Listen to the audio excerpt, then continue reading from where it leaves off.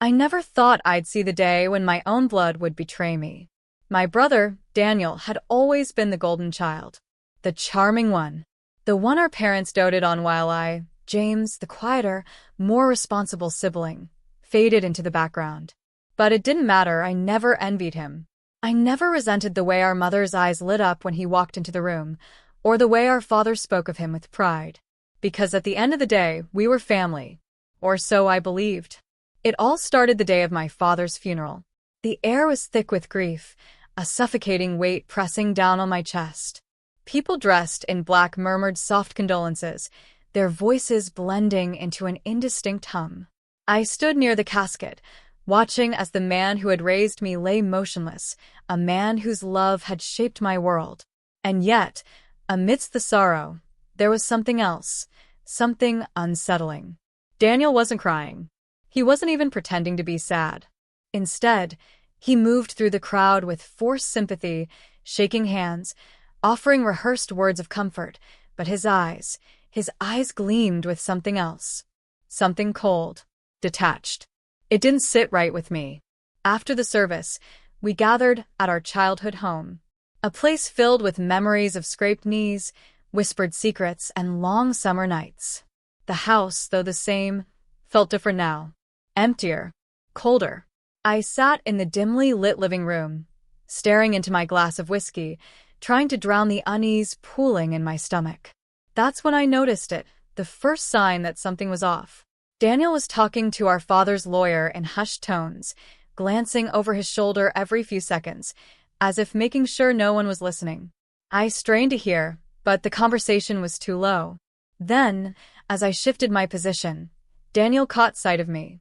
His expression changed in an instant, his easygoing smile flickering like a faulty light before he straightened and walked toward me, glass in hand. "James," he said, his voice smooth, controlled. "How are you holding up?" I studied him, trying to make sense of everything. He nodded, taking a slow sip of his drink. Dad was a great man. I didn't miss the way he avoided my gaze. "Yeah," I murmured. "He was." There was a beat of silence before Daniel's phone buzzed. He pulled it out, read the screen, and immediately turned away. Something was definitely wrong. That night, as I walked past his room, I heard him on the phone. "Yeah, it's done. He doesn't know anything yet." My breath caught in my throat. Who was he talking about? I leaned closer, trying to hear more, but before I could make sense of his words, the floor creaked beneath me. The conversation stopped. The door swung open, and there he was, standing in the dim light, eyes narrowed. "What are you doing?" I swallowed hard. "Just heading to bed." He stared at me for a long moment before nodding. "Yeah. "Get some rest." As I walked away, I felt it in my gut. Something was very, very wrong. Sleep didn't come easily that night. My mind kept circling back to Daniel's cryptic phone call. "Yeah, it's done. He doesn't know anything yet." Who was he talking about? And what exactly was done? By morning, my unease had settled into something sharper. Suspicion. The house was eerily quiet when I woke up. Sunlight filtered through the blinds, casting long shadows across the floor. I found Daniel in the kitchen, casually scrolling through his phone, a steaming cup of coffee beside him. He looked up when I entered, flashing a smile that didn't quite reach his eyes. "Morning," he said. "Morning." I poured myself a cup of coffee, watching him over the rim of my mug. "So, what was that call about last night?" I asked, keeping my tone light. For the briefest second, something flickered across his face, annoyance, maybe even guilt. But it vanished just as quickly, replaced by an easy smirk. "Late-night business call," he shrugged. "Nothing interesting." I nodded, pretending to accept his answer. But the way he avoided my gaze told me everything I needed to know. He was hiding something. The first real clue came later that day. The lawyer, Mr. Harding, arrived to discuss our father's will. We sat in the study, surrounded by the scent of old books and mahogany. Daniel looked completely at ease, sprawled in the leather chair across from me, one leg crossed over the other. "Your father's assets were to be divided equally between you both," Mr. Harding began, flipping through his papers. That made sense. Our father had always been fair. But then Harding hesitated. He cleared his throat, his eyes darting toward Daniel before settling back on me. But there have been some changes. A cold wave of dread washed over me. What kind of changes? Mr. Harding adjusted his glasses. Your father made an amendment to his will a few weeks before his passing. I stiffened. What amendment? Daniel remained silent, watching me carefully. Harding sighed, rubbing his temples. According to this document, the majority of your father's estate, including this house, his savings, and investments, will go to Daniel. My heart slammed against my ribs. What? Harding hesitated. Your portion has been significantly reduced. I could barely process his words. This had to be a mistake. Or worse, someone had made sure it wasn't. I turned to Daniel, my pulse hammering. Did you know about this? He met my gaze with a carefully neutral expression. Dad wanted me to handle things. That's not what he told me, I snapped. He sighed, setting his glass down. James, let's be honest here. You've always been more passive. Dad probably thought I was better suited to manage everything. My fists clenched. That's bullshit and you know it. Daniel leaned forward, lowering his voice. It's done, James. There's no point fighting it. His words sent a jolt of rage through me. He had done something. I was sure of it. The days that followed were a blur of anger and confusion. I pored over my father's legal documents, searching for any inconsistencies. My hands shook as I flipped through the pages, but no matter how many times I reread them, they all said the same thing. Daniel had inherited almost everything. It didn't make sense. Dad wouldn't have done this to me. Not unless.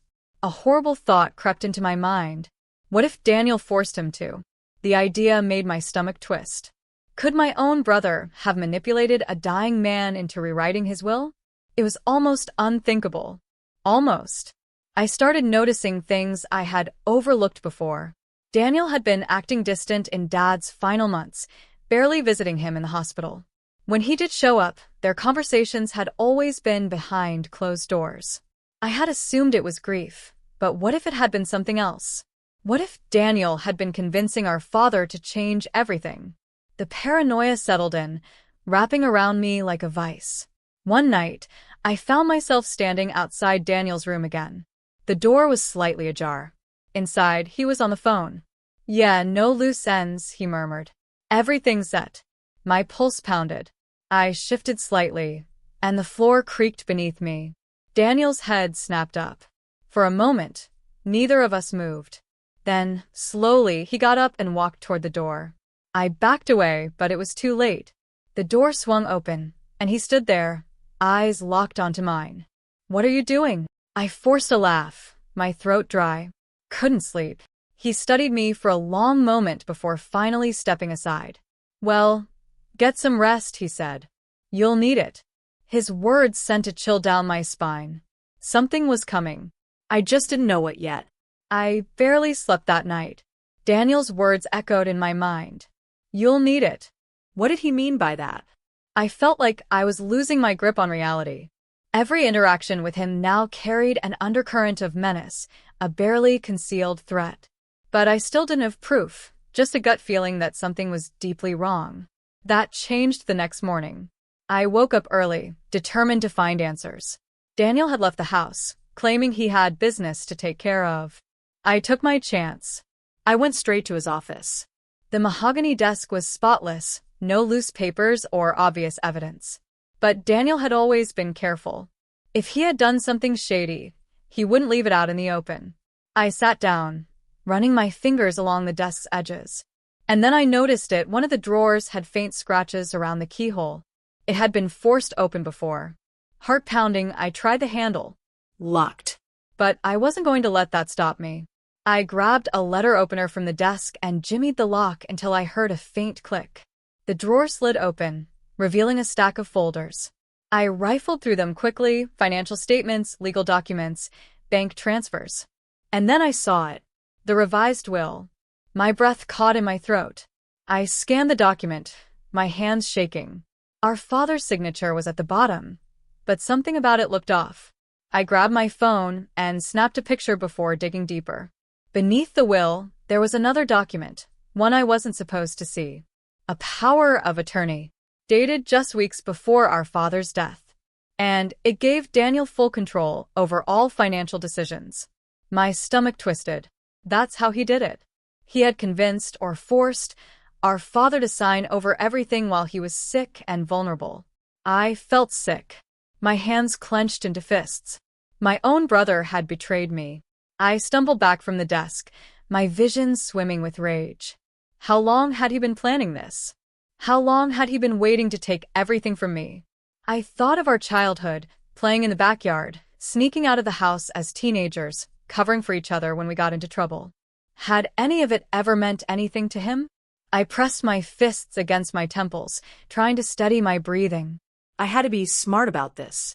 Daniel was powerful now. Legally, everything was his. If I confronted him without a plan, I'd lose any chance of taking him down. I needed proof. Real proof. Something undeniable. I glanced at my phone, where the pictures of the documents stared back at me. It wasn't enough. I needed to hear it from him. That night, I set my trap.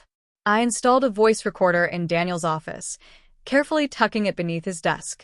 I knew he made late-night calls where he thought no one could hear him. I just needed him to slip up. And I didn't have to wait long. At exactly 11:47 p.m., Daniel walked in. I watched from the shadows of the hallway as he shut the door behind him. A few minutes later, his voice drifted through the walls. "It's handled," he murmured. A pause. No, he doesn't suspect a thing. He's too emotional to think straight. My fists clenched. Then, the words that sealed his fate. The old man didn't even know what he was signing. I made sure of that. My breath caught. There it was. A confession. He had tricked our dying father into signing those papers.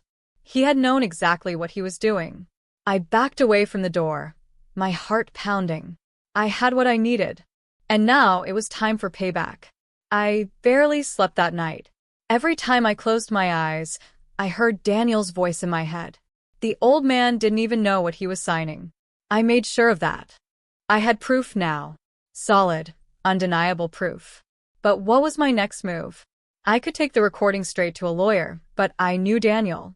He'd fight tooth and nail to keep what he had stolen. No.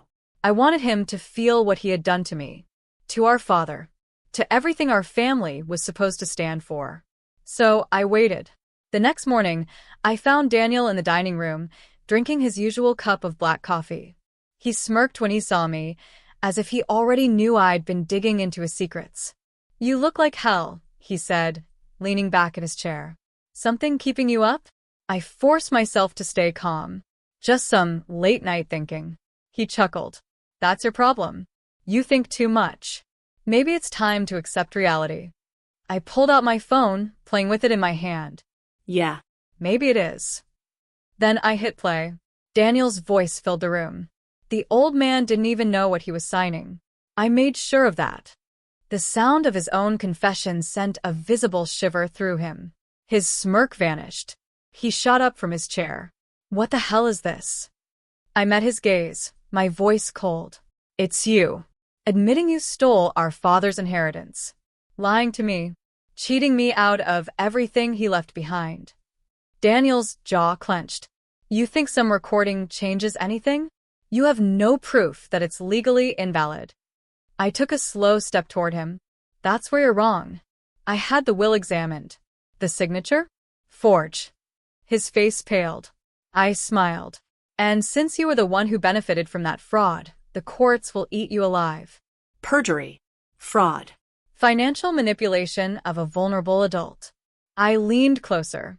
"You're looking at prison time, brother." Daniel's expression flickered. Anger, desperation, fear. Then, just as quickly, it was gone, replaced by a slow, mocking grin. "You think you're smart, huh?" he said. "You think you can just waltz in here and take it all back?" I folded my arms. "I don't need to take anything. The law will do that for me." His grin twisted into something ugly. "Let's be real here. You're not going to the police." I arched a brow. "And why is that?" "Because you're weak," he sneered. "You always have been. That's why Dad trusted me to handle everything. Even if you go to court, I'll find a way to win. I always do. Something inside me snapped. I grabbed the back of his chair and slammed it against the floor. Daniel flinched. I had never seen fear in his eyes before. You really think I'm weak? I hissed. You think I'm just going to roll over and let you steal what's mine? He tried to mask his fear with arrogance, but I could see the cracks forming. You don't have the guts, he muttered. I smiled. Try me. For the first time, Daniel looked nervous. And that's when I revealed the real kicker. I pulled a small USB drive from my pocket and tossed it onto the table. By the way, that recording? It's already backed up online. Multiple copies. Sent to some very important people. Daniel's fingers twitched toward it, but I shook my head. Too late for that. He exhaled sharply, running a hand through his hair. What do you want? There it was. The desperation I had been waiting for. I leaned against the table, savoring the moment. I want everything back. Every last cent. You're going to sign over every asset you stole, and you're going to do it quietly. No fights. No lawyers. Daniel's mouth opened, then shut. His hands clenched into fists. You don't have a choice, I added. Because if you don't, I release everything. The recording. The forged will.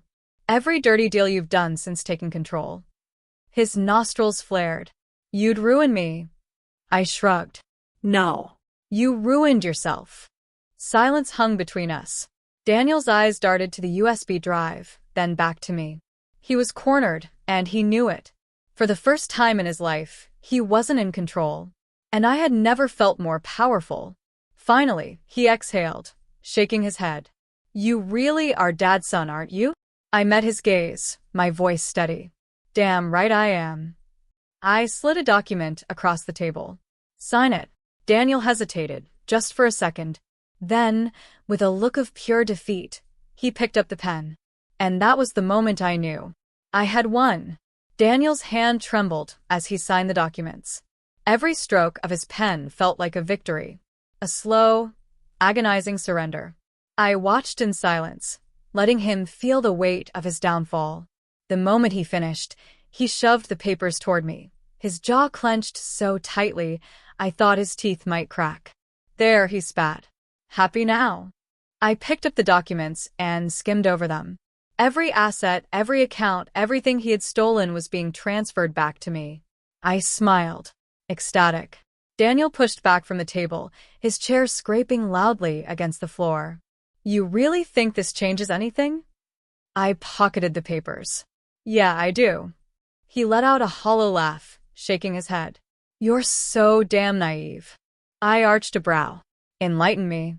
Daniel leaned in, lowering his voice. People like me? We always find a way. You might have won this round, but trust me, I'll land on my feet.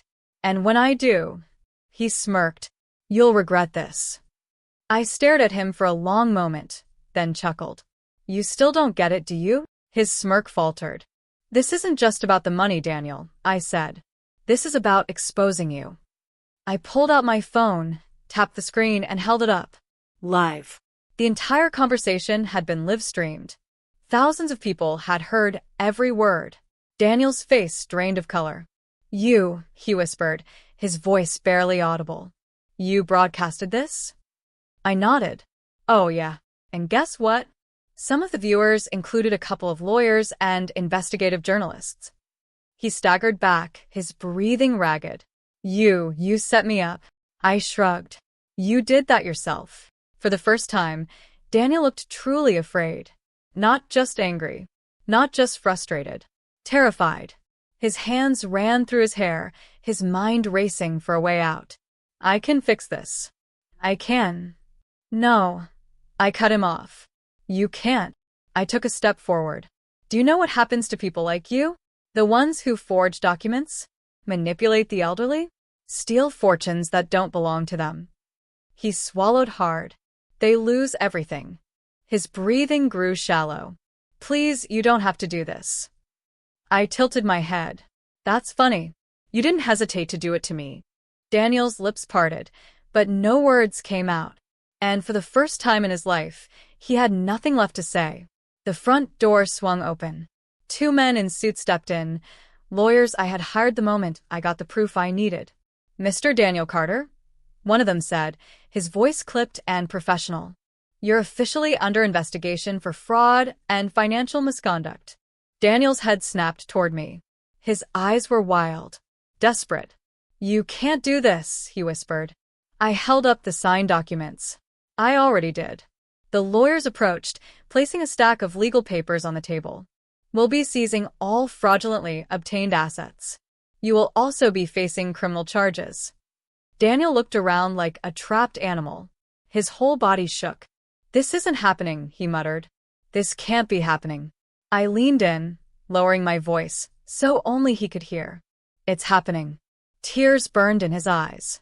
"You're my brother." I felt no sympathy.